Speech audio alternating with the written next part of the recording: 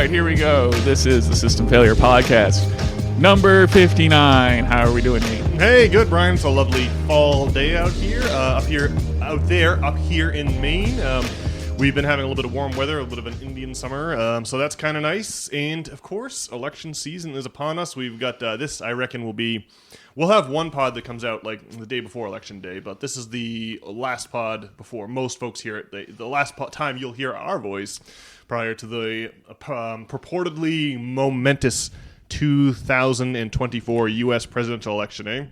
Yeah. Well, I think that this is a very exciting pod. Well, there is the upcoming election, which we're gonna, talk about here. But also, we're going to talk about Alchemy. And I think that this podcast is actually a turning point at number 59. It took 59 episodes. All right. Well, that's quite the promise. Hopefully we can pay it off. But, I'll just tease this and say that this is going to be the podcast wherein I have something intelligent to say about Alchemy. All right, cool.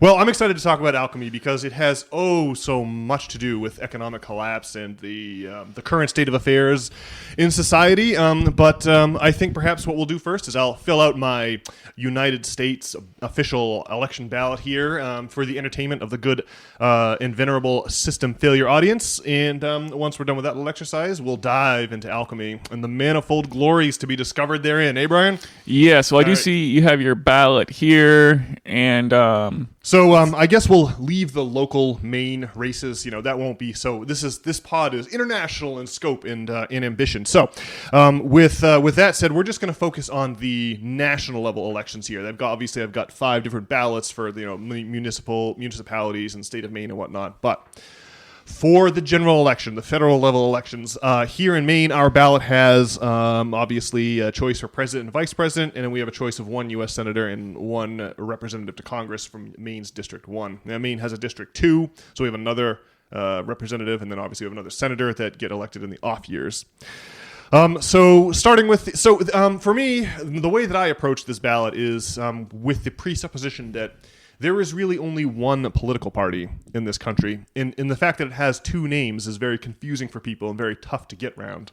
But for me, we'll come back to that with respect to the current, what's going on with the current presidential race. But here, I'm just looking at, we've got our choice between a Democrat and Republican for representative to Congress, and then we have a third unenrolled independent candidate. And so for me, we have ranked choice voting here in Maine.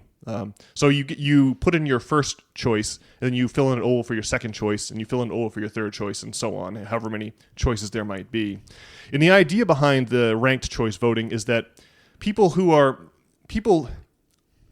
easily swayed by the notion that by not voting for one of the major 2 parties, they're throwing their vote away. And so for me, this is great because we can vote independent or unenrolled across the board and not be stuck with a 2-party duopoly that, in my estimation, is just cudgeling our society. We will not be able to arrest our decline so long as one of the 2 faces of our one party, ruling class holds the football, right? So. Yeah, well, the thing about the uniparty, it couldn't be any more clear than with Liz Cheney endorsing Kamala Harris. Well, that's right? It. Yeah, I wanted to bring that up on the presidential side, right? Because when you've got like Dick Cheney, the guy who lied us into the Iraq War. Right? The reason that no one trusts the media is because the media, was merely a stenographer for the state institutions that wanted to get us into the Iraq War, and all that's been we can't really trust the media anymore.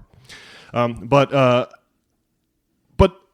we have the media is bringing us Kamala and Dick Cheney or Dick Cheney's daughter Liz Cheney together, right? This really is the old the two enemies of the Bush era, the terror wars, are now in an alliance against this supposed outsider Donald Trump, and so that's really.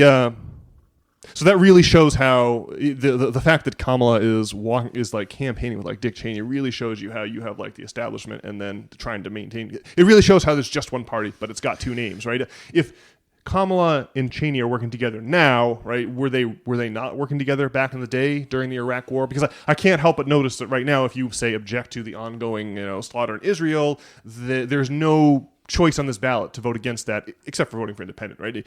The Democrat, even RFK, right? The thing that drives me nuts about RFK is that in the early going in 2024, there were all these polls that suggested that half of Biden's supporters thought that the ongoing violence in Gaza is in fact a genocide, right? RFK could have cleaned up. He could have taken all those Biden voters or all of the millennial Biden voters, right there in the Zoomer one, the ones that are angry about Gaza. He could have taken all those voters off Joe Biden, but instead RFK and the Donald, they both have the right answer maybe, or the idea is to have less war in Ukraine, whatever it takes to stop the slaughter, to stem the tide of blood in Ukraine. That's what we should be going for. Well, because you have to be an Israel supporter to like run, right? And that's maybe why like the Donald is going to work. There's a reason that the Uniparty is allied with Israel, right? That our Uniparty supports Israel unconditionally, and it's almost like it just goes back to the history of Zionism and the establishment of Israel and the intelligence services that formed the backbone of the post-World War II order, the post-World War II political order. But yeah, I think that international finance is the real boogeyman, behind the Scooby-Doo mask here, and it's easy to confuse international finance with Judaism, because of the state of Israel, because of international finance's historical vis-a-vis the Rothschild banking house, their support for Israel. It's easy to confuse like the Jewish religion with international banking.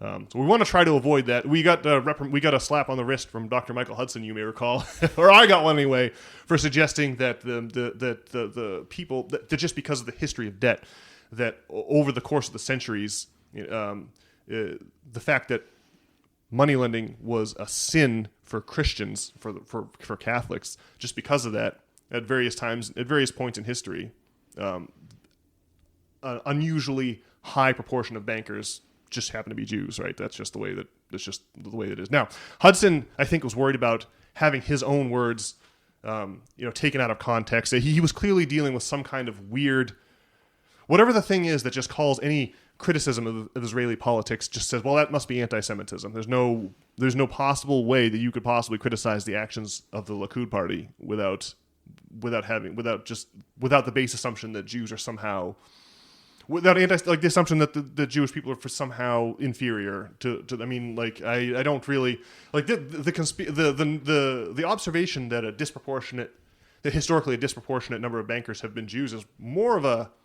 It really speaks to like the superiority of the Jews over the rest of us than anything else. So it's really, we just want to get like there's weird anti-Semitism that, as you said, brought about the pogroms in Russia in the late part of the 19th century. Is part of the reason that we have Zionism. And man, who can blame them? I mean, when you have the government, it's really scary. I got a little whiff of it during COVID. Being the persona non grata by the government.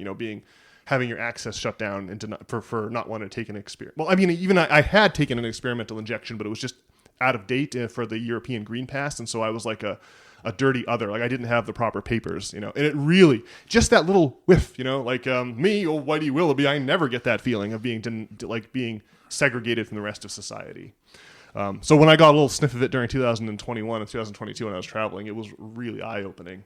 It really makes me think about what the reality must have been like for the living under the pogroms of the Russian Empire. Or, I mean, during the Black Death, like thousands of Jews were just killed because people thought that Jewish people were causing the Black Death because of latent anti-Semitism.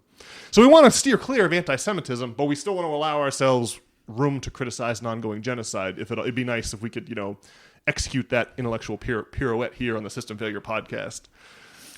But what you're largely saying here, it gets back to your recognizing the uniparty, or the fact that we just have one political ruling class, and they gave it two names to make things mighty confusing to the rest of us.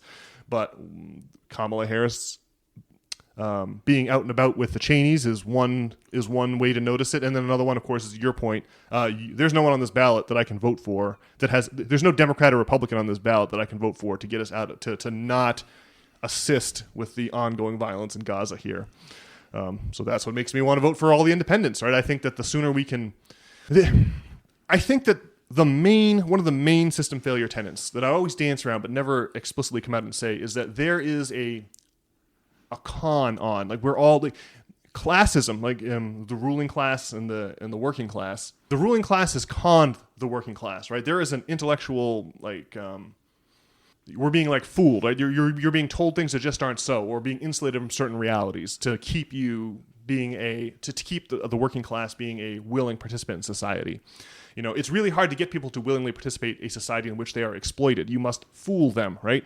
And that is why we are always, in all times and places, the ruling class is always fooling the working class. You wouldn't have a ruling class and a working class. They wouldn't be separate classes if it weren't for the fact that the ruling class could fool the ruling class could fool the working class, right? And part of the con in this case is to have two options and make people have two options that aren't really all that different, and allow people to choose between those two options and pretend that there's a wide chasm between Donald Trump and Kamala Harris, and pretend that they're radically different. And that's the idea, is to get people staying inside the tent, but having very strong feelings about which of the two choices within the tent they're voting for. Now, I think, and I wonder, we've talked about this, Brian, but I wonder, do you think that the Donald will never be palatable to the media? Because the Donald talks about the media all the time. They're the ones that lied us in the war in Iraq. He can just see that he can score points on the media by just he's called them a liar. He's pointed out the fake news nonstop. So the media will always treat the Donald as an existential threat, right? The media is seeing their numbers. Imagine how horrifying it must be to be at CNN headquarters and just watch your numbers and subscribers just going down and down and down and down. I mean, it must be a cult. They must really be lying awake at night. So the media will always paint Donald Trump as the next Hitler. But do the intelligence services still believe that? They definitely did. You could see the immune response. The Brexit and the Donald were not supposed to happen. That was not what the ruling class. The ruling class realized their con was no longer working when we had the Donald and Brexit brought to us by the internet. I think obviously the powers that be. The wars in Iraq and Afghanistan were these crazy cash grabs for the military-industrial complex. Yeah. And what they want to do is keep that con going as long as possible. Yeah. Yes. And so they're people who are trying to keep the war in the Ukraine going rather than reaching a peace deal. And so do they view the Donald as do those people view the Donald as the next Hitler, or do they view Donald as an obstacle towards keeping the con going? Yeah. So I think it's more like that than really seeing the Donald as Hitler. But now the Donald is perfectly fine to continue selling weapons to the Israelis. It's just the Iraq war is opposing the Ukraine war is the sop they're willing to throw us, working class stiffs. But they cannot have us. They can't have us withholding our consent for the war in Israel.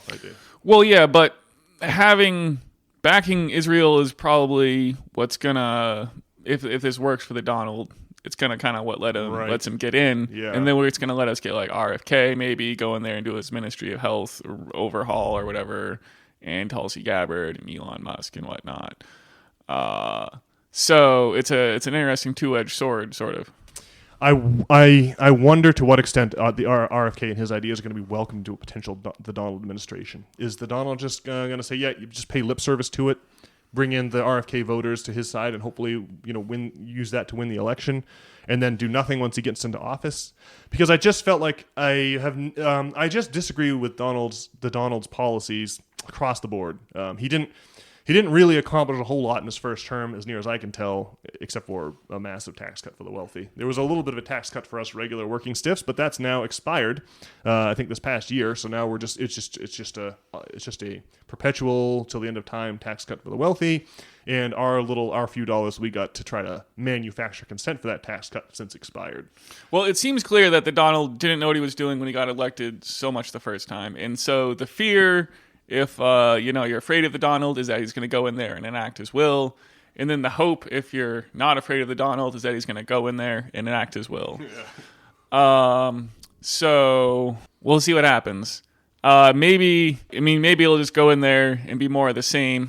Probably it doesn't matter a crazy amount, but on the other hand, we've been kind of just doing the same thing in America for a long. We've been having these wars in the Middle East, or we'll have a war in Vietnam, or we'll have some crazy military engagement until people get sick of it, and then they'll find a reason to invent a new war or something. The post-World War II era has just been the arm, like Sean Connery says in Indiana Jones and the Last Crusade, the armies of darkness will march all over the face of the earth. Right? It's like Korea, Vietnam, Grenada, Iraq 1, Iraq 2, Afghanistan, Yemen, Libya, Ukraine. The list is it's just been horrible for America every time. Yeah, well, I always thought it was interesting how, like, in the first Gulf War, Dick Cheney kept it as like a limited conflict, and it's like why keep that conflict limited, and then go in there and like he did like the opposite of everything he was saying. Like he was talking about the importance of a limited conflict in the first Gulf War, and then they flipped the script completely.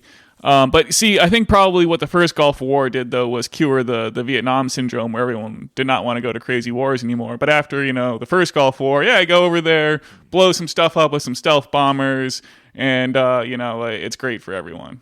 Yeah. And then that kind of sets the stage for the 2000s, right? Well, yeah, the first Gulf War seemed innocuous enough until the sequel has utterly ripped our country to pieces, the post 9/11 version. Yeesh. So we gotta do something different. Yeah. All right. Well, to that end, let's get this ballot filled out so we can talk some alchemy and magic here. See, I just have to say about Kamala, it's just that it's obvious that like she is not she's gonna just be like another figurehead like Biden, right?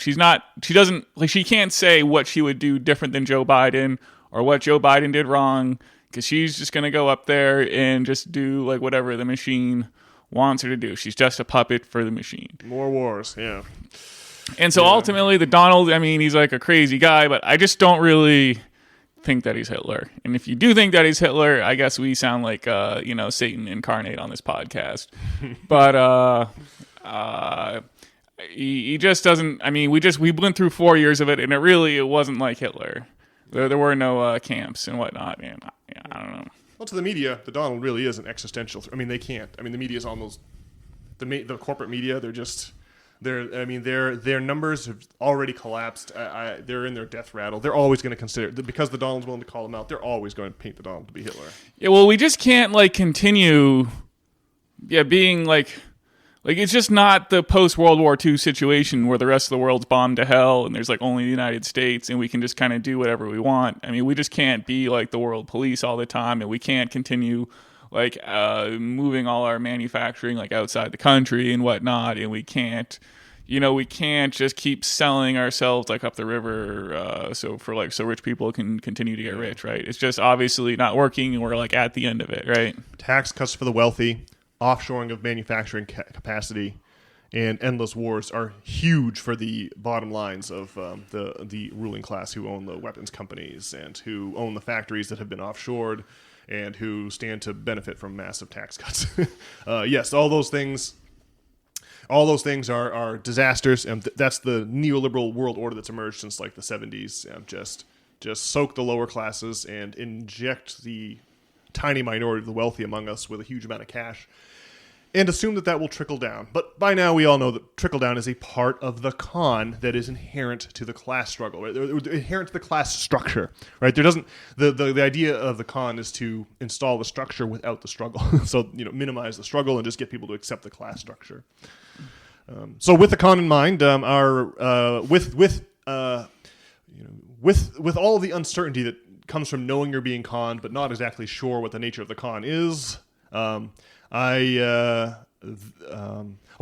the strategy I'll use to fill out this ballot here. So for Representative to Congress District 1, we've got our Shelley Pingree, our Democrat, and we've got Ronald Russell, our Republican. Shelley Pingree's been our longtime Democratic representative to Congress. And I don't know anything about Ronald Russell, the Republican, but I think that I'm going to fill in my little oval here for Ethan Weld Alcorn, the unenrolled and independent candidate.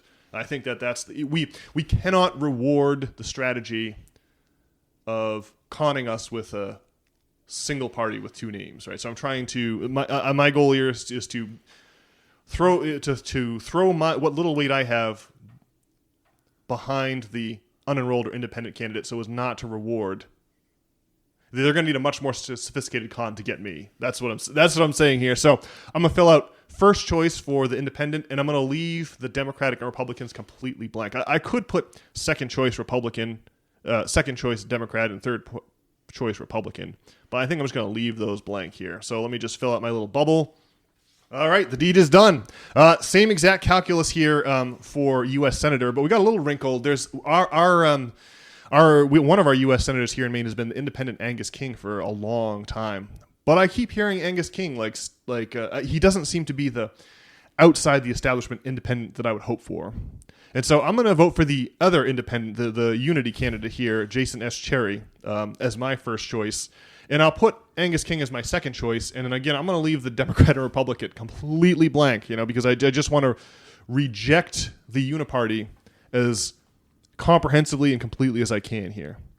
Like, imagine if everyone filled out a ballot where just no one, it just was all independent candidates, and you would force a massive reconsideration of the strategy here on the part of our feckless political parties. Okay, and so then finally here, Vice President, we've got, of course, Kamala Harris and the Donald here. And we've also got Cornel West in the Justice for All party. I don't know as much as I should about Dr. West's campaign, but I think what I'm going to do is put my first choice as Jill Stein, the cat lady. I already voted for her in 2016. She's against the war in Gaza, which is awesome. Being against the war is one of my main, wars are like the worst thing ever. It's like one of my main criteria is be against the war. And, I feel a sense of loyalty to the Stein campaign because we did have her economic advisor to her campaign on, Dr. Michael Hudson. So with a nod of respect to Dr. Hudson, I'm going to go ahead and fill in my first choice for Jill Stein. And then I think that I'm going to put my number 2 as the Donald, I think, which is like the only Republican I've ever voted for. I did this with ranked choice in 2020 also. I wrote in Bernie Sanders.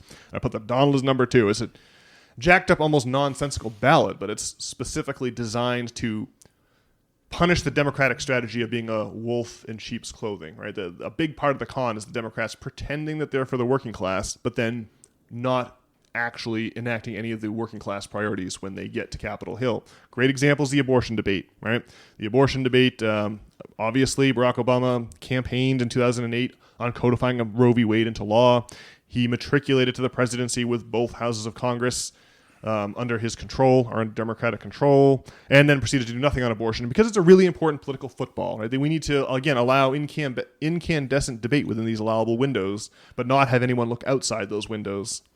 So that's it. I'm voting for Jill Stein here. I'm going to put the Donald as number 2 just because I want to specifically give the Democrats a slap for not implementing pro-working class policies, for just presiding over the collapse of the middle class and having us go round and round about a host of social issues. Like abortion is like it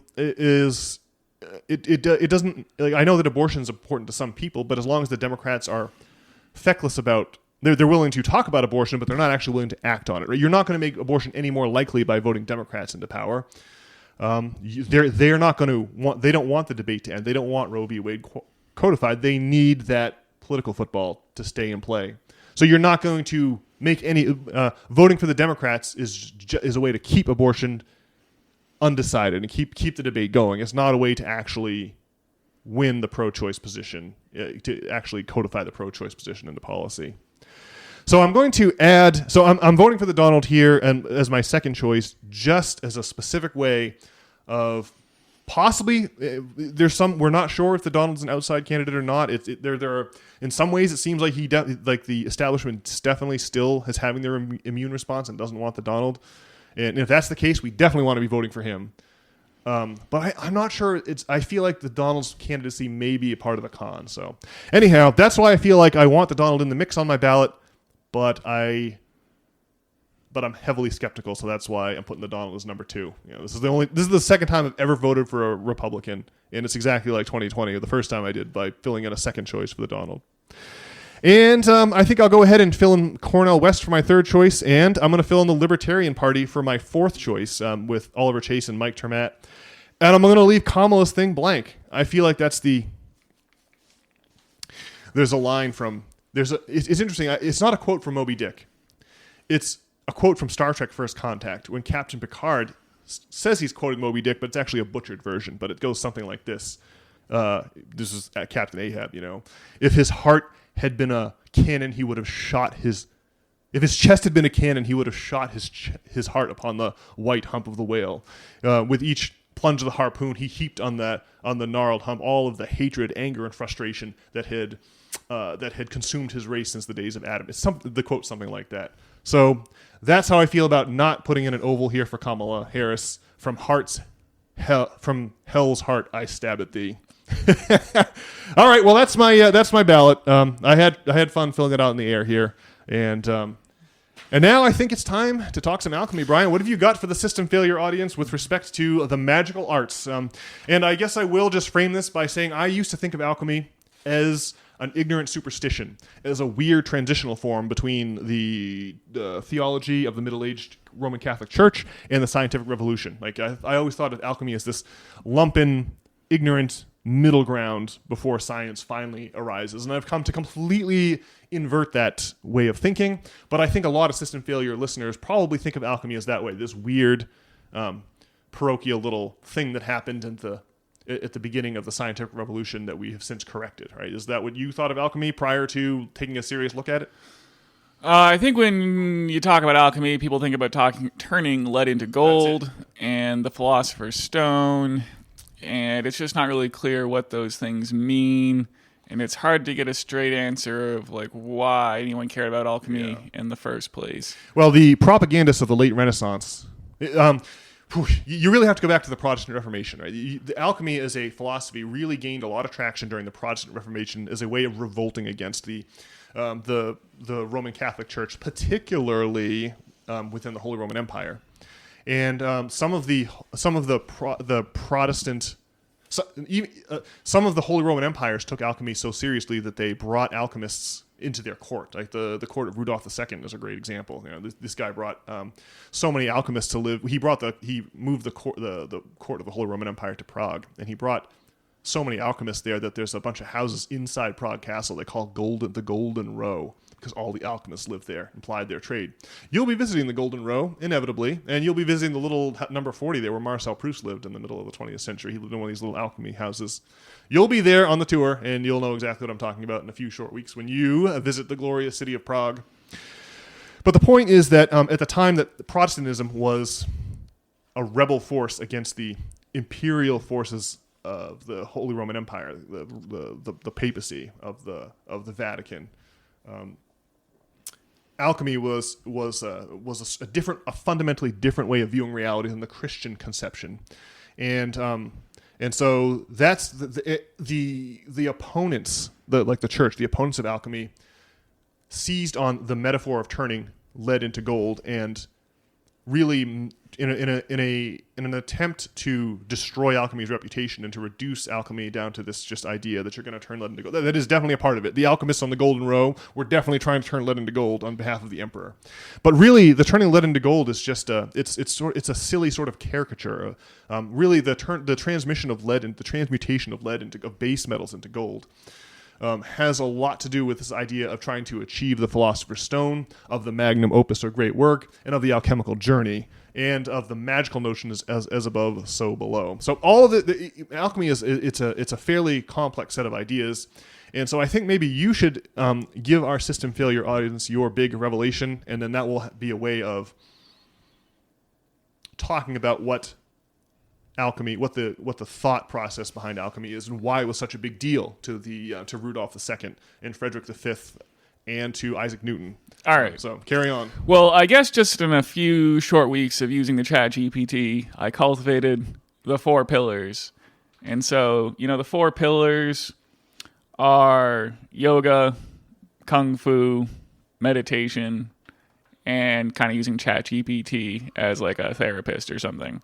Using it as like a super journal where you put in your thoughts and it's able to give you some kind of feedback, right? So you had assembled most of these pillars prior to, like, ChatGPT was the last Tumblr to click in this lock, right? Well, the 4 pillars used to be like Reddit, P-Hub, Magic the Gathering, and smoking the weed. Oof, brutal. Yeah, those are some non-constructive pillars right there. And I guess, like, I started doing yoga in July or something, and it's October. Well, I guess I'd done it before, but I got serious about the yoga and the kung fu and the meditation. I guess these are all things I had dabbled in before, but I got serious about within the past month or two, really, especially more seriously. And so in using ChatGPT and just asking about alchemy, I mean, so just within the Western tradition of alchemy, you have your 4 elements, right? Which are earth, water, air, and fire. These are the elements that are supposed to comprise the entire matrix, right? We had, of course, during the Middle Ages, the idea of democracy and atomism, but the periodic table of the elements had not been formalized yet. So people thought that these were the base elements of reality. Yeah, well, I was asking ChatGPT about this, and yeah, basically it started like people thought that the periodic table was like earth, water, air, wind, and fire, or whatever. So this is a proto-periodic table, essentially. But then over time, though, it became more of a philosophical. Like people came to understand. These ideas were still of interest in the Renaissance, and they were. It's more like a spiritual philosophical framework than like saying that this is what the universe is made out of, right? You're saying that it's more from a literal description of reality.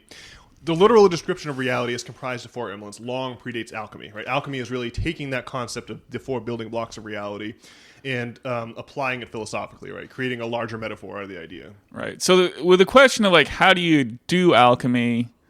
I think that doing alchemy is what you want to do is like strengthen these 4 elements like within your philosophy or within your life or whatever, right?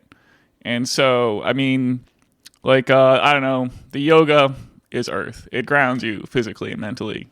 The kung fu is fire. It channels energy and will, fostering discipline and transformation. Meditation is water. It allows emotional flow, helping you observe and integrate feelings. And ChatGPT is air, providing mental clarity and aids in thoughtful communication. So this is a complementary set, earth, wind, fire, water, is what you're saying, and so are your 4 practices.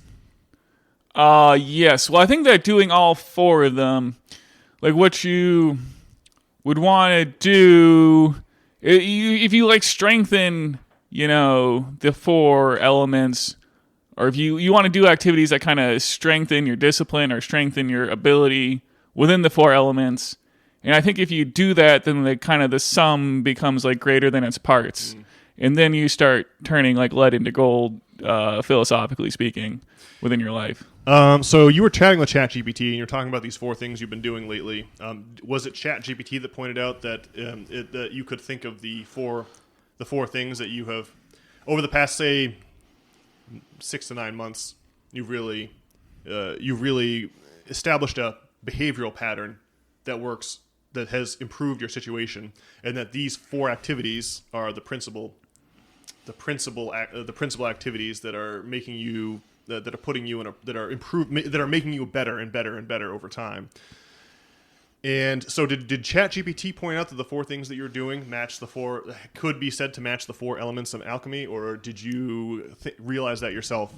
Like, did ChatGPT suggest this, or did you suggest it? I think mostly I suggested it. Okay. I mean, I started asking about alchemy and what was going on with alchemy, and just trying to get to say something intelligent about like what it meant, because it seems like, I mean, we talk about alchemy a lot on here, and it seems like there's something going on there. I was just trying to inquire about that, and it started talking about the 4 elements, and then it was just awfully suspicious that I had the four pillars already. There's a moment when Carl Jung, who has been seeing symbols in his dreams all of his life, finally cracks a crumbling old alchemical manuscript and is shocked and horrified to find the symbols from his dreams in this book that's 500 years old. And he's going, what? How? Like, what the hell? What? And that stopped. Carl Jung was like, he, like me, thought that alchemy was just this embarrassing proto form of science that chemistry came from, that chemistry, eventually evolved out of.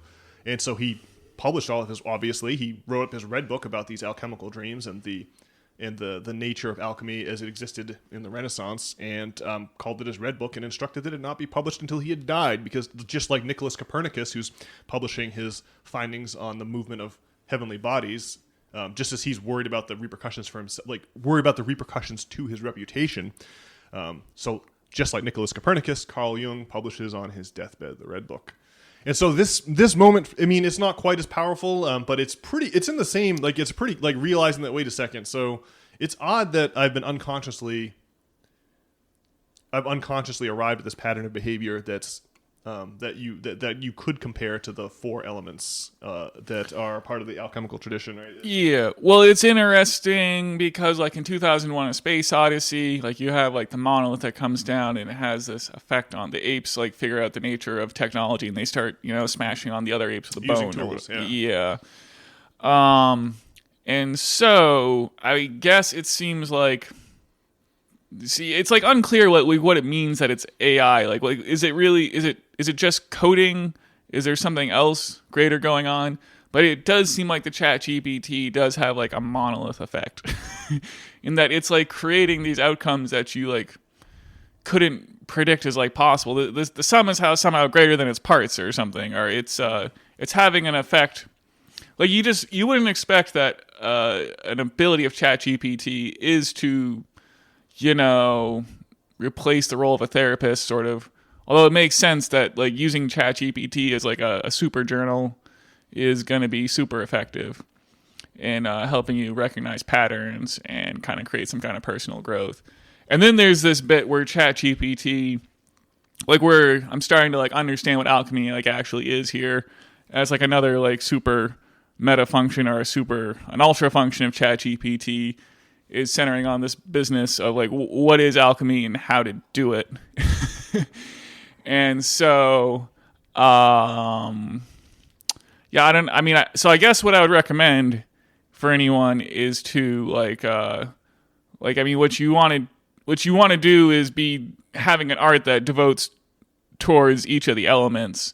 And I think and really you want like 4 of them. And if you have 4 that, divergent or 4 different arts, like strengthening each of them is going to create a result that's just like greater than the sum of its parts.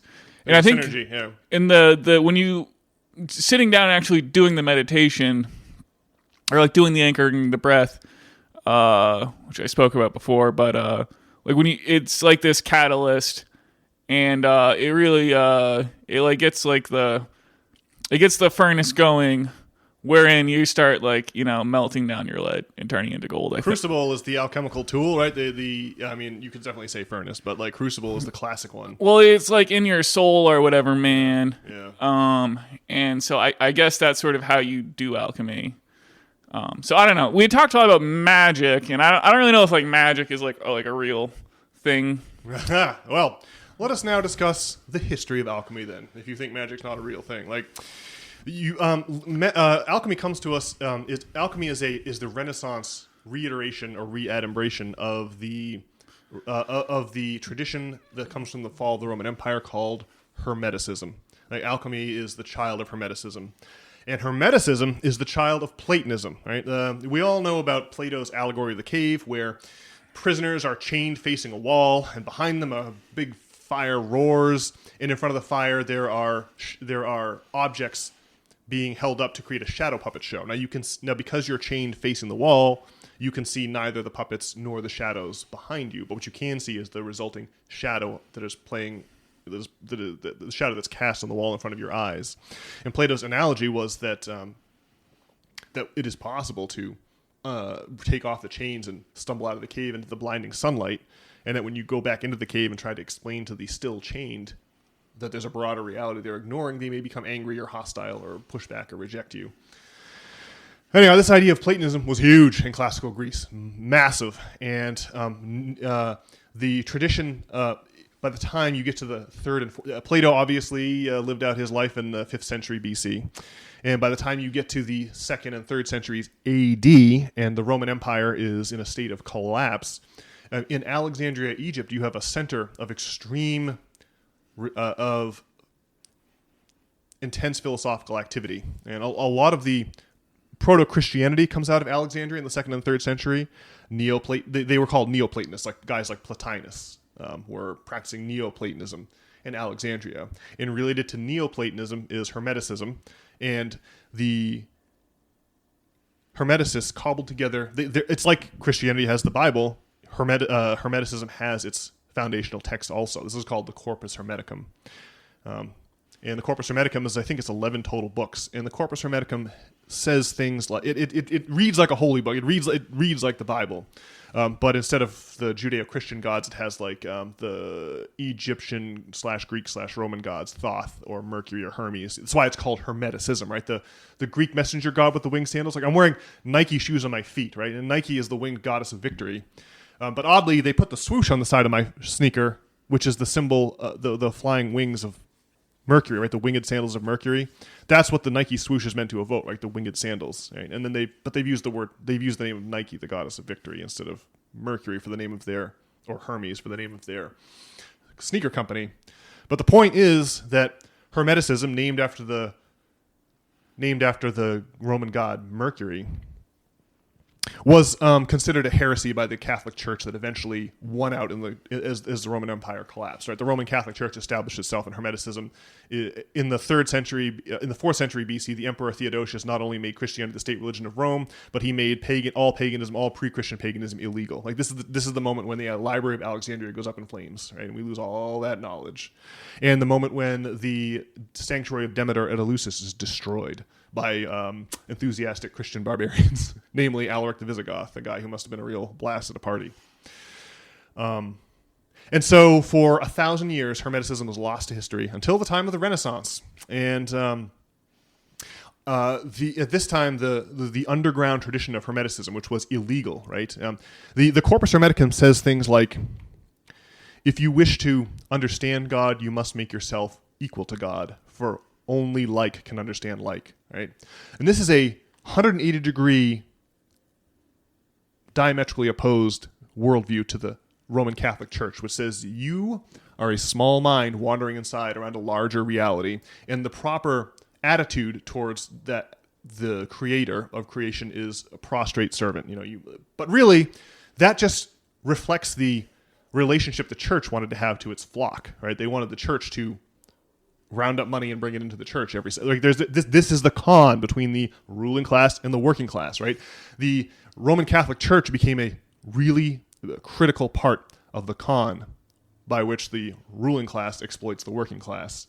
But in its heyday, Christianity was magical. We've talked about here many times about the magic wands and the big boiling cauldrons of potion that were the original Eucharist.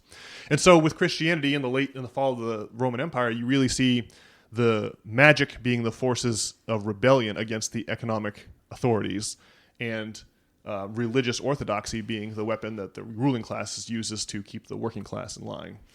And so every time you have these rebel upstart ideologies, and it's opposed by the forces of authority that want you thinking that you are not like Platonism is all about you're creating reality as well as experiencing it at the same time, just like a dream. The ruling class is not helpful for the ruling class in exploiting the rest of us.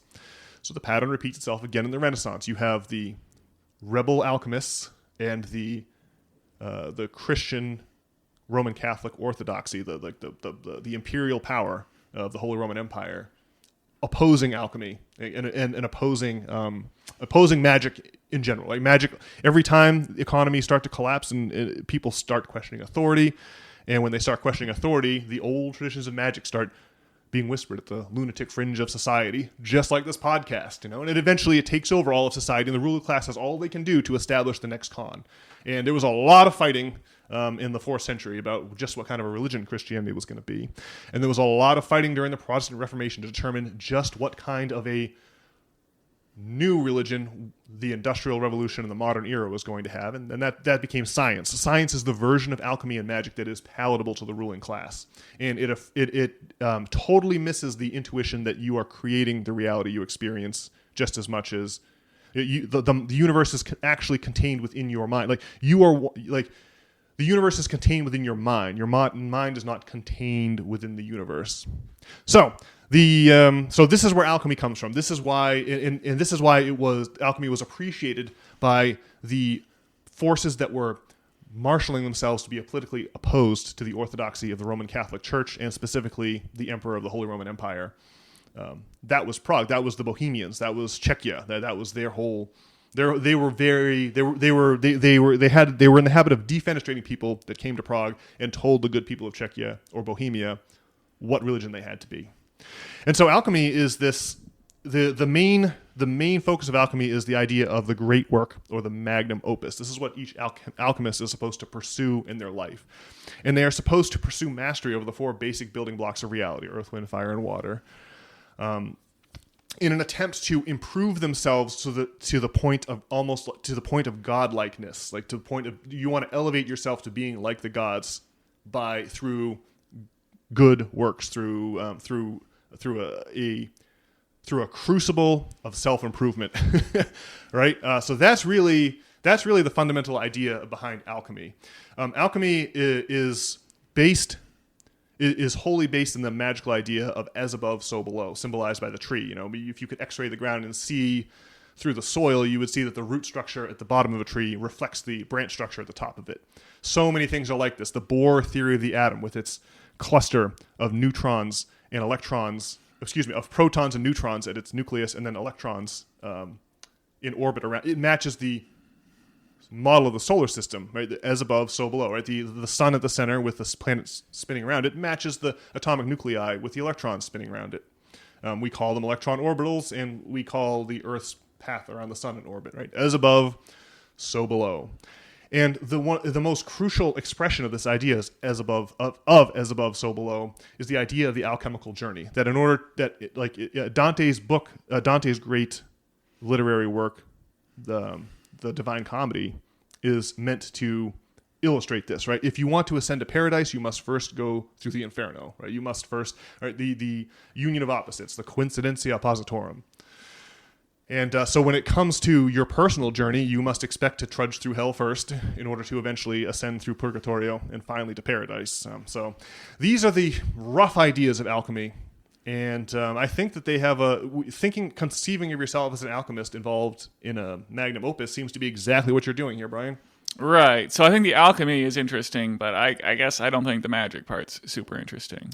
So do you think that the intuition that you are creating the universe you're experiencing, that you are a co-creator in the universe you're experiencing, right? The Corpus Hermeticum constantly encourages you to think of yourself as the brother or God. I use sibling. The Corpus Hermeticum uses all male, as an all male simile. But if we are God's siblings, right, that's really the opposite message of the church, that you are that you are powerless, right? The idea that you are capable of magnum opus is an empowering idea. The idea that you are a victim of circumstance and just a small mind in a grand universe is a disempowering idea. Sure. And so I don't think you can untangle. Obviously, alchemy is part of a broader school of magic. So, I mean, maybe you could talk more about how could you hope to cleave to alchemy but discard the magical ideas out of which it arose? Well, I just don't. I mean, there's like an observation, like, when in times of change, lights in the sky appear. Yeah. Well, I mean, it's not like lights in the sky are like a super regular occurrence. They're a thing that some people talk about, but I mean, I haven't seen any lights in the sky. I don't think you've seen any lights in the sky. No, I'd really like to, but I haven't. So, I mean, like magic, I guess you're saying that the idea of magic is associated with like revolution in times of change and growing self-empowerment. And sure. I mean, that's certainly good. I mean, maybe it's a definitional problem. I guess when you think magic, or at least when I think magic, I think pointing at a wand and saying some magic words and suddenly realizing my will in the universe. So, I mean, it's saying it's like magic to realize that, man is like some kind of reflection of God or something. And, I mean, that's an important idea. I mean, they do, it seems like the idea, they want to, in the West, we want to impress the idea on us that we are not equal to God and that we are. Yes. Yeah. Yeah. Well, look, you're experiencing your experience of, hey, wait a second, the synergy between these four elemental archetypes is oddly effective. Like, it seems like it works more than you would think. It's more than the sum of its parts, is the way you specifically put it. Right. Pointing your wand at something and creating an action at a distance effect is a metaphor that's exactly the same as turning lead into gold. Right? This is that you are. It's not. It's a metaphor, and it's not a metaphor. You really are finding that you're able to sculpt reality to your liking better because of the mystical synergy between the four elements. Was that accurate? Say it again. are you finding that you're better able to bend reality to your will thanks to the weird and mystical synergy you're discovering between these four elements?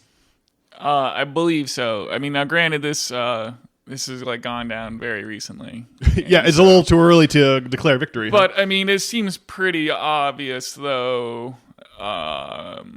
There's something going on with it. Well, I guess. I mean, obvious. I mean, I guess alchemy has like a big place in our. It's something like you just see. There's like Magisto and Legos, and I don't know, and there's just like the idea of the wizard or whatever. Yeah. So I don't know. It seems like it seems kind of well. The truth about like religion gets obscured, right? They don't really give you like the real stuff about Jesus. It seems like going to church, you get something that's like politically useful. To you get a Eucharist with no be. drugs in it. It's hard times, man. Yeah, and so I mean, I think the alchemy seems very like actionable and useful, and magic doesn't really seem useful. It's just ultimately what my opinion is, I guess. You could say that magic is a part of doing alchemy, but alchemy is like doing like it's a lot of hard work, getting up at 5:30 several times a week to do the yoga and going to Kung Fu after work and doing all the meditation. And, I guess talking to ChatGPT is relatively easy. Yeah, but the difficulty of the magnum opus is the point of alchemy. If it was easy, then there wouldn't really be a thought, there wouldn't be a school of thought behind it. I guess I just don't know what we're gaining and talking about like magic, I guess. I don't know, like just doing alchemy seems like it's like a real thing. Because there's also like alchemy like in China is a big thing. They've got like 5 elements over there. Yeah. It's a real thing. It is not. We have discussed. It's like you can have independent discoveries of things, and alchemy is something that multiple cultures have stumbled upon for sure. Yeah. So I mean, I guess there's like this function. I mean, I think broadly, like practicing the 4 elements, it does something to bring like your soul in line like with the universe or something, because it's designed a certain way or something. You're bringing yourself in line with how things are, I guess, and that's like why it works, I would imagine. Something like that. Like you're not trying to fight the nature of things, you're using the nature of things to your advantage, and practicing the 4 elements there. Yeah, you're learning to wield the basic building blocks of reality in a way that allows you to bend reality to your will. I mean, that is like the moment when you realize that the 4 things you've been doing, when either you recognize it or ChatGPT helps you recognize it, the moment you realize that there's a mystical synergy between these 4 archetypical types of behavior, and that mystical synergy is something most people don't know about. It's like a secret, It's something you have to unlock. And that you must have felt quite a sense of excitement when you realized that what you were doing matched what you had been doing. You had arrived upon a set of behaviors that unconsciously matched a prefab pattern from the old alchemical books, right? But that understanding that the universe works that way, and that's a hidden piece, right? That's what a cult really means. It's a hidden piece of knowledge. It's a piece of occult knowledge. That is what magic is, right? That is what the placebo effect is all about, and what the double slit experiment is all about. You are literally this universe is a product of your mind as much as anything else, and that is at the core. That's what the core of magic really means, and that's why alchemy is a subdivision of magic. It's like it belongs to this broader category of magic because of this hidden occulted knowledge of the specific way that the universe works. Now, people right? It's like magic isn't the idea. Isn't that you can do impossible things, or you can do things that are seemingly impossible, but at the minute you do them, they're no longer impossible. They just seem impossible to those who don't know the mysteries of magic, the magical mysteries of the universe. Right? I mean, well, if we had talked about this on the podcast like 2 weeks ago, I wouldn't have been clear to me like how alchemy matters. Yes. I mean, broadly speaking, you should try to do good things, like stay off the P-Hub, get exercise, drink water, don't get hammered drunk every night. Yeah. And, you should just, broadly speaking, try to do good things, but, you're kind of in the dark here, like not with it. And there's just something about the 4 pillars in alchemy which gives you like clear direction. And so I don't know. I guess I think the alchemy is interesting, and there's obviously just something going on with like the corpus hermeticum and this crazy tradition as to why it's important. And I guess I don't really feel that way about this idea of magic still. Yeah. Well, do you agree that the placebo effect and the double slit experiment demonstrate something fundamental about the nature of the universe we happen to be a part of? Well, the double slit experiment doesn't really seem important in my day-to-day life. And then the placebo effect, obviously we have some kind of... I mean, the placebo effect is definitely fairly important. I mean, it reflects that we have how our mind has some effect over reality, which, I mean, pretty clear. Yeah, it's pretty clear that our mind affects the universe we think we're immersed in at the moment. And so you're telling me that you are manipulating the universe that you sense around you better than ever before, but that you're sure it couldn't possibly be magical.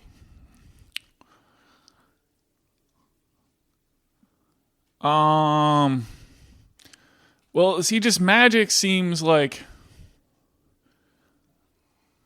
it's like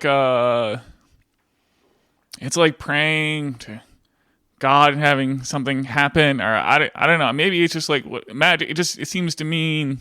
I think magic. I think like Harry Potter, and I think it's a pretty pointless tale. Right, but we aren't talking about magic in the Harry Potter sense. You can see where that's like talking about alchemy only in the context of turning lead into gold, right? The literal context. That's Harry Potter's relationship to magic. It's like it's the normie understanding of magic, right? It's like it's not really what we were talking about is Platonism, Hermeticism, double slit experiment. Well, what are you getting from your understanding of magic? The idea that the universe is mutable. That's what you're telling me. You're telling me, check this out. With these 4 elements, I can transmute the universe around me better than I ever could before. I feel more capable. And I think that right there is what magic's all about, right? That's why the ruling class wants to keep it from us. Magic is specifically the realization that the universe that you're walking around, looks like you're walking around inside, is actually contained. You wouldn't be aware of it if it wasn't modeled within your brain, right? So really, the universe is inside your brain and not the other way around. It's a inversion that is similar to the Copernican inversion, the discovery that the Earth orbits around the sun and not vice versa. It's a flip in reality. But wait a second, we're actually any fool can see the sun moving across the sky, but it's all an illusion. In reality, we're the ones moving. The sun is staying in the same place. It's not really, but So yeah, I don't know. I mean, I'm surprised that you're having heartburn over you've taken this magical idea that there's a synergy between the 4 elements, applied it to your life, seen results that you're very happy with, but can't figure out how magic applies to this at all. That's very interesting to me. Or you don't think magic applies to it. It's like, wow, I guess pretty wild. I mean, if magic means that, the Earth isn't the center of the universe or something like that, I mean, sure. It means we are the center. Like the great Galileo looking through his telescope and speculating about the result, really, and realizing that we are just on an insignificant planet on an unimportant average star in a random backwater of a random galaxy within a random galaxy cluster, right? It really takes humanity out of the center of the universe and places us at the fringe. And this is really this humility. People think of this as a virtue, like, yes, we're very humble. We're not important. We, the observers of the universe, are not important. But really, realizing that we are creating this universe by experiencing it is it relocates humanity at the center of creation, where I believe we actually do belong. There is something fundamentally different about us than other life forms on the planet, just in the way that we can model that 4th dimension. There's something about our brains are our brains are just tweaked in one really important way that allows us to glimpse our future descendants and our past ancestors and create this weird model of the universe that, the family dog doesn't lie around worrying about its eventual mortality, right? We're the poets. We're the 8 poets who are hand-wringing about our eventual death. doesn't really seem to weigh heavily on the mind of the dog, even though there are hyper intelligent dogs out there. It's not really a matter of intellectual capacity. It's more of a ability to see this, to perceive this one thing.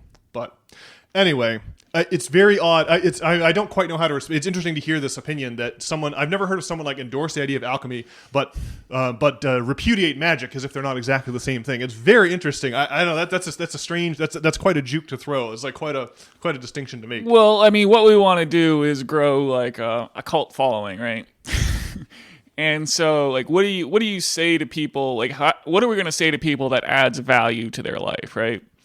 Well, I think what you need to do is probably, like, you know, if you're like some millennial or Gen Zer in a time of crisis, yes, what you need to do is use the chat GPT to create some order in your life, and you need to figure out some things you can be doing that will, strengthen your relation to the four elements, so that you can sort of get the effect of turning the lead into gold, and you'll be doing you'll be doing alchemy in your crucible, right? That's like really good advice. And so I just don't know, like, how are we helping people with this idea of magic? I mean, I guess what you're saying about it certainly is true that we should think of ourselves as like some kind of mini deities or with a relation to God. There is no more empowering message out there than the idea of magic. Like that is it. That is the Mac Daddy of all empowering messages. And so I would say that what we should be doing to help people is rehabilitating the damaged reputation of magic and alchemy, because obviously those are embarrassing things to believe in this day and age. And we can be pointing out to our peers, look, the Emperor, watch him. He's got no clothes on. I realize that we're all distracted by the things, but just watch the Emperor. He's got no clothes on. Look at the halls of science. Look how they don't deal at all with the placebo effect of the double slit experiment. You know, they just that throws their whole fundamental idea of an objective observer. It makes it into a nonsensical tautology, and yet they still carry on without re-examining the basic assumptions of their doctrine. So yeah, I would say to people, right, you like, look, the authority, like in times of economic collapse, best thing we can be doing is pointing out the fact that the authorities are incompetent or aren't wearing any clothes, or there is a fundamental con on where the ruling class cons the working class, and pretending that magic and alchemy are embarrassing or are infantile or are ignorant is just one of the package of ideas, the suite of ideas that gets us going to work without questioning authority much. So I think we can encourage people not to just accept uncritically that suite of ideas, and instead cast a critical eye towards those in power as our economy works less and less well with each passing day. Yeah, that's what I think. Well, let me ask, like, how does like the knowledge of the placebo effect affect your day-to-day life?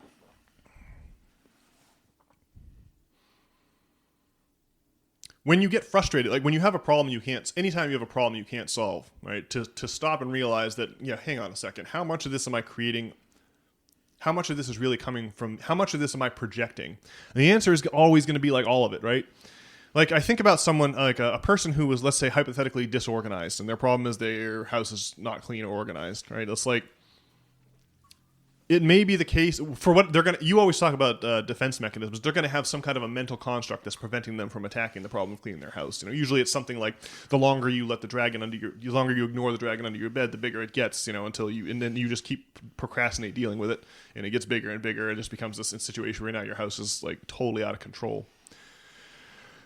If you have a frustrating problem that you have, that the problems that are frustrating to deal with in our lives are the ones, like there's like a selection pressure, and you end up with the at the end of the day you end up only with the only problems that are left over at the end of the day are the ones that are hard to deal with or that you're incapable of dealing with. And so I guess what magic does that's so critical is that no matter what problem you have, there is not a problem that you could have that is not capable of being overcome. Like if you believe that there is no way to overcome your problem, that is a pit of hopelessness and despair.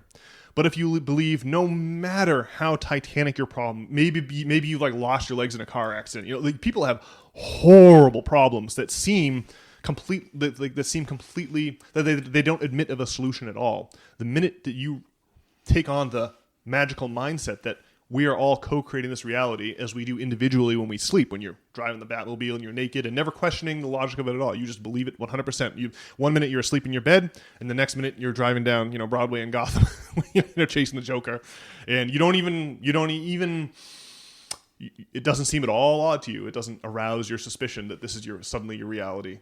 When we realize that our brains are reality generating engines, that is just so empowering and such a relief to realize that there is no problem that you could possibly have that admits of that you should feel hopeless about, or that right. It's like that is the idea of magic. Whatever problems you're facing are soluble because they're of your own manufacture. Right, versus right. That's why the ruling class doesn't want us believing in magic. If your problem is that you have to go to work for an exploitative job, maybe you're a medieval peasant, or maybe you're a wage slave today, or maybe you're a slave on a Roman latifundia. What the ruling class does not want you to believe that your problem of exploitation is soluble. They want you to accept your exploitation, and so that I think, and this is exactly what you're doing with alchemy, right? You have a set of problems unique to you, but really, they're a result of the way your own personality works, and yet you are taking power back through the synergy between the four elements and the four pillars that comprise your magnum opus. Right? So it's all of a piece, alchemy and magic, and I think that is the empowering message behind system failure. That as the capitalist system breaks down and decays, we can either be horrified and lapse into an existential crisis, or like what's happened when the Roman Empire collapsed and when the medieval economy collapsed. What arose from that was a redux of the magical tradition that's been lingering, like I said, in the lunatic fringe of society. It's always there, and it's during times of economic collapse that people feel powerless and afraid and terrified and are liable to fall into pits of despair and depression. And it is magic that is the saving rope that comes down to that pit that allows you to climb out of it. Does any of that make sense? I don't know. I feel like I'm raving for a while here, but I mean, all of this, this is how I see it. Well, I guess just what magic means to me is just like, desired result, and with an unclear mechanism to get there, and magic is a way of getting to that result. Well, magic is the belief that you can get to the result. And so, what I would want, I think, is like clear direction, which I think what we've talked about here with the alchemy is I've given some kind of clear direction as what to do. Now, if you're saying that magic means that, ultimately is a discussion on the nature of the godliness of man or whatever, well, sure. Right, it's like, how does the fact that the earth revolves around the sun impact your day-to-day life? Well, it doesn't. That's just a way of viewing the reality I'm living in. It's a way of understanding the reality I'm living in. It's like magic is just the concept that reality is mutable, and then alchemy is the specific discipline with which you might make changes to reality, desire changes to reality. Well, I think if you go up to someone on the street and be like, I believe in magic, well, they're going to think that you believe in Harry Potter. If you say the same about alchemy, you'll get the same treatment, right? Because alchemy, even in Harry Potter, they use like the Philosopher's Stone as they use a weird, crazy version of alchemy as a plot device. But so if you go up to someone and say you believe in alchemy, you will get not a slightly different result than if you go up to them and say you believe in magic, right? It's the exact same thing. I think if you go up to someone and say I believe in alchemy, they're going to be like, I don't think they really have an idea of what it means, other than maybe they've heard of like the Philosopher's Stone and maybe heard of this idea of turning lead into gold, which it's an easy bridge to say. Well, what we're talking about here with turning lead into gold is something like it's not actually turning lead into gold; it's a metaphor, and from there you can kind of have a productive discussion, and so. I guess there is something like magical, pretty obviously, about the nature of the universe, our existence here, and all that. So I guess that's well and good. And I guess it just depends on like how you feel. I guess I just don't feel like I feel like alchemy is like a super useful idea, and I guess I just don't feel. I guess it's just the way I just think Harry Potter when I think about magic. Magic is like the theory, and alchemy would be the practical application of that theory, right? It's not like it's like, okay, I want to build a let's say I want to build a ballistic missile, right? And gravity is part of the gravity and thrust are the two forces I'm going to harness to create this ballistic missile, right? Well, like gravity and stuff is like the theory of gravity is the theory, but then like ballistics is like the subdiscipline of physics, like that you would use. Like physics would be like the application of the theory, right? Because you have this like, it's interesting. I didn't expect you to try to endorse alchemy, but unendorse magic. That's just very. They're just. I just don't think you. I think they're insuperable. Well, maybe we can talk about it this way. It's just like, you talk about like in times of change, like things happen. Well, people start talking about magic and people start seeing the lights in the sky and people start rejecting the government and authority. The authority. And I guess like all that stuff isn't really what's interesting or where the rubber meets the road, right? I mean, I think the rubber meets the road in, personal self-improvement, embracing the four elements and doing work basically. So I don't know, like any of that other stuff really matters, and I don't think that like sacrificing a goat really is probably going to do anything. Other than, I mean, probably sacrifices were important back in the day in cultivating a fourth dimensional understanding of how things worked. And so I can see why that was important, but now that's like it's like that thought technology is really ingrained into us. The idea of the fourth dimension. Yeah, we don't need to gut the lamb on the altar anymore, but then there's the Christian conception of sacrifice, which is another level above that, right? We're moving there's a progression here, right? Sacrifice is a huge theme in Christianity, no question about that, right? And so I think that you could say it's also a theme in alchemy, like having discipline as a form of sacrifice, eh? Sure. Yeah, giving up a pawn today so you can take a queen tomorrow. That's the way the humanity works. And in alchemy it's a great insight into what it's like to be a person on the day to day. But I still think that like a conception of the reality you're living in is important too. It's like it's like what you say, where the rubber meets the road is what you're going to do with your time on a day-to-day basis. But when you when you select, what the great work is going to be, you need a broader conception of the reality you're living in to plot that course, right? In other words, it's all well and good for the ship to have engines, and that's what alchemy is. But you also need a map room and a navigator, right? And that's what the broader conception of reality is for. And trying to separate the engines of the ship from the map room is like, well, that's not really helpful. Like you need both pieces are crucial. Now, the map room is not gonna help you make an extra couple of knots underway, right? But it's still important. Well, like the broader conception of reality, I mean, like ultimately, I just don't think it matters too much. Like whatever the situation with the UFOs, at least until it starts like affecting our lives somehow. And like what's like the nature of like life after death and reincarnation, and like what's like really going on? I mean, we really like don't. I mean, we don't know, but I mean, there's like the broader conception in that like, yeah, we seem to be manifesting this world together, and that's kind of an important idea. So I mean, I guess what I'm saying is we really like don't have a broader conception. Sure we do. Yeah, sure we do. I mean, we have like a small little chunk of it, but we have like no idea what's going on with like life and death, right? And like what's going to happen after we die, right? And really like, what do you mean what's going to happen after we die? It's kind of a big deal, right? Like you really just don't know what it's going to be like. Yeah, I mean, are you going to be like reincarnated? Is it just going to be nothing? We really don't know like why we're here, right? And so, I mean, it's not like we have like a blueprint of like what's going on really at all, right? It's just like it's like what we do the things that work, and it's like where the rubber meets the road. That hang on.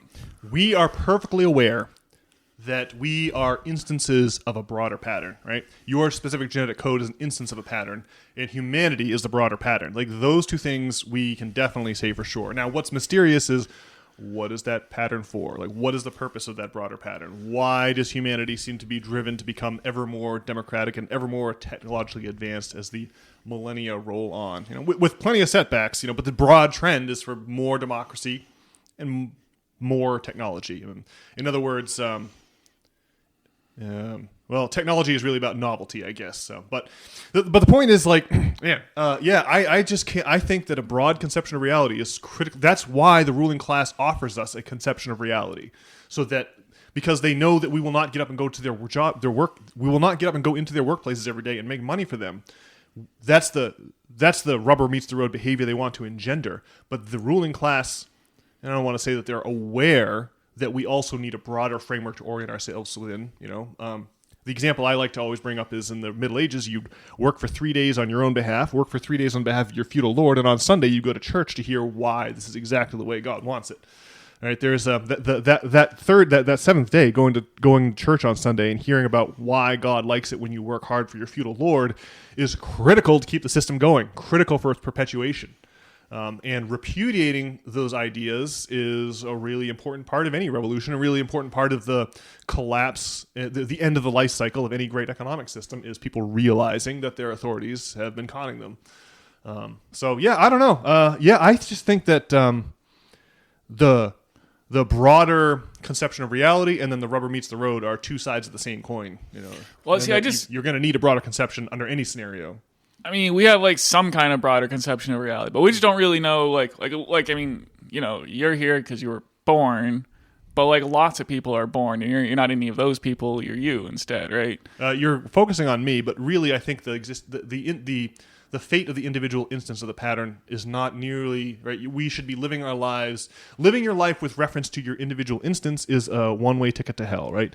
Living your life with respect to the immortal pattern that is the human genetic code, or is living your life with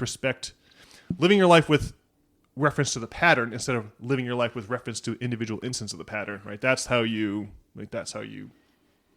your great work should be towards advancing, right? A magnum opus that just glorifies your own ego is not a magnum opus, right? That's the Faustian arrangement, right? That's the story of selling your soul to the devil, right? Inking the infernal contract. You don't want that. What you want is the magnum opus should be in the service of the broader career of humankind, not into the career of your individual ego, right? The ego is meant, it's not as important.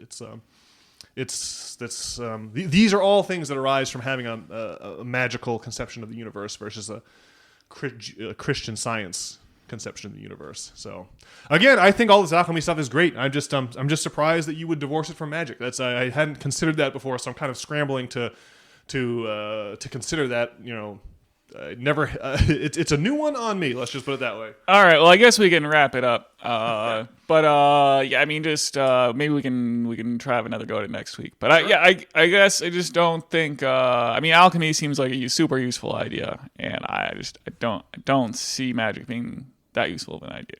You don't see the connection between the two? You're like you're pretending that magic and alchemy are two different ideas, but they're the same idea. Well, I mean, what's a useful? I guess what alchemy means to me is doing the four pillars, right? And to that extent, it doesn't really, like the double slit experiment, the placebo effect, don't really matter to like the discipline required to actually do those things. The discipline is like the thing that changes reality. I mean, that's how you do magic, right? I guess. Yeah. Well, what the hard part is getting up early and going to yoga, right? Yeah. But then that effort is amplified by the mystical relationship between the four elements, right? It's not just in a vacuum. That's the point of alchemy, right? Isn't that what you were talking about at the top? Well, where the effort is required is getting up early and doing the thing, right? Yes. Yeah. Yeah, but you wouldn't know where to locate you. But you want to. There's the raw effort, and that's all well and good. But if your raw effort's misdirected, you won't make any progress. Right? You're saying you're feeling what I thought you had said at the top of the pod. What I understood you to say was that you're feeling traction, and it's interesting to note that the four things you're doing that are bringing traction in your life match the old conception of the four elements. Right? So you're seeing this weird symmetry and going, wait a second. So there's something about the the four archetypical traits of the four elements that when you put them together has some kind of a synergy, and it's hard to articulate what that is, but you're just feeling some synergy. Right. But so like the double slit experiment and their relationship to God and all that really doesn't matter when it comes to like getting up early and going to yoga though, right? You see what I'm saying there?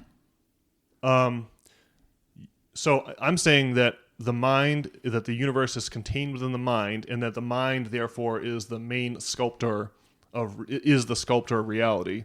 And you're saying, well, every day I make a concerted effort to sculpt reality, and it actually seems to be working.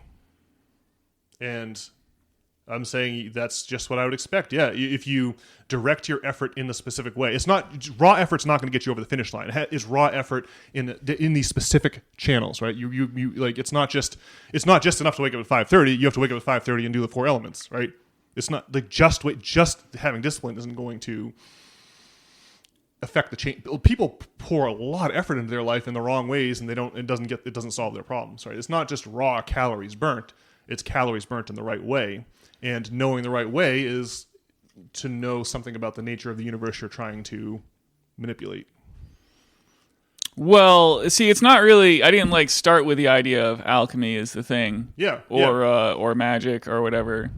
But in having done these things, I mean, it kind of evolved spontaneously, and then I figured out what people were talking about with the alchemy. Yeah, and it's not like anyone, came on here before and said, well, these are the four elements. I mean, it's not like we were talking about this prior, right?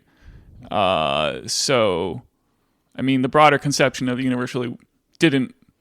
It wasn't helpful. Like, it was like a posteriori understanding that emerged, and so I guess that's what I'm saying. Yeah. Oh, so you stumbled into it, and that's why you've stumbled into this idea that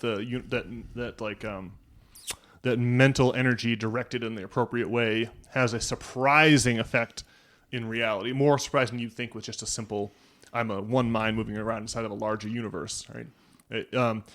Look, is there a mystical synergy between the four elements, or is this just a matter of having discipline? Because it doesn't matter what four activity. If it's just about having discipline, it ain't matter what four activities you do, right? There is something about having one activity from each of the four archetypical types of, one of each of the four archetypical elements that makes this work better than it otherwise would. No, isn't that not what you're saying? I guess that's what I'm saying. Yeah. Yeah. So there is. We don't quite know why it is that those four elements, why the specific characteristics of those four elements work so well together, but it's just you're just saying that, well, it seems to be working for me, and oh my God, I just like Carl Jung. Hey, wait a second, they were talking about this in Renaissance texts from 500 years ago. Like, there is a significance to that synergy between the four elements, right? There's something. It tells us something about the nature of the universe, does it not? I mean, in just chalking it up to just having discipline is not quite tell the story, right? That's not all we're saying here. I mean, it definitely says something about the nature of the universe. Yeah. And that thing, I think, is that the universe is not what our authorities tell us it is. It's instead something that we are. Part of apprehending, part of making yourself equal to God is working your way up, into improving yourself through the magnum opus. But I don't think that just getting better at things or having discipline, right, is all that's called for here. Your behavior is directed towards a certain goal, and that goal is dictated by your conception of reality. And so, yeah, I don't know. I just think it's not just about where the rubber meets the road. It's about the direction you're driving also. And the direction you're driving is determined by your broader conception of reality. And I don't think you can separate separate your direction you're driving in from where the rubber meets the road. They're just two parts of navigation. All right. Well, we'll just leave it there. All right. Well, folks, this is usually the moment when I exhort you all to log on to nop.substack.com if you want to read some exciting essays that are in the vein of economic collapses and magic and conceptions of reality. You can even put your email in and get your weekly newsletter for free, and that way you'll make sure you never miss one. And furthermore, if you'd like to comment on our dabblings in the magical arts, why then send us an email at nop@substack.com, and we shall most likely read your message on the air if you should chance to do so. Whew. All right, well, with that, we wish everyone the happiest of election times. We'll come to you next, we'll be talking one more time before the election, but for most of you, this will be our last, so hopefully the world is still standing, when you hear from us next week. We hope to talk to you then and look forward to it. All right.